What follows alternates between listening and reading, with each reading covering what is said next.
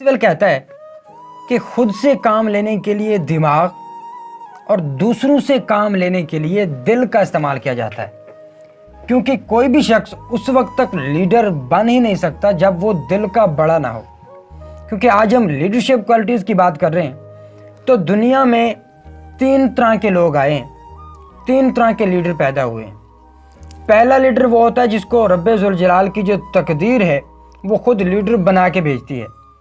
ये जो लीडर होते हैं ये नबी हो सकते हैं, ये रसूल हो सकते हैं, जिनको रब्बे ज़ुल जलाल मुकम्मल तौर पर एक मैकेनिज़्म दे के भेजता है।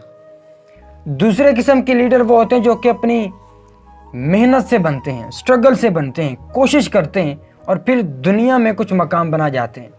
एक शख्स अगर अपना जो काम होता है वो भेड़ बकरियां चलाने से शुरू करता है और फिर जाके वो बैतुल मुक़द्दस को फतह करता है, तो उस लीडर का अपनी ज़िंदगी में जो स्ट्रगल होगी वो आप खुद सोच सकते हैं। इसी तरह से एक शख्स दूध बेचने से अपने काम का आगाज़ करता है और फिर जाके पाकिस्तान का वज़ीर आज़म बनता है। इसका अंदाज़ा लगा सकते हैं कि उसने कितनी अपनी ज़िंदगी में स्ट्रगल की होगी।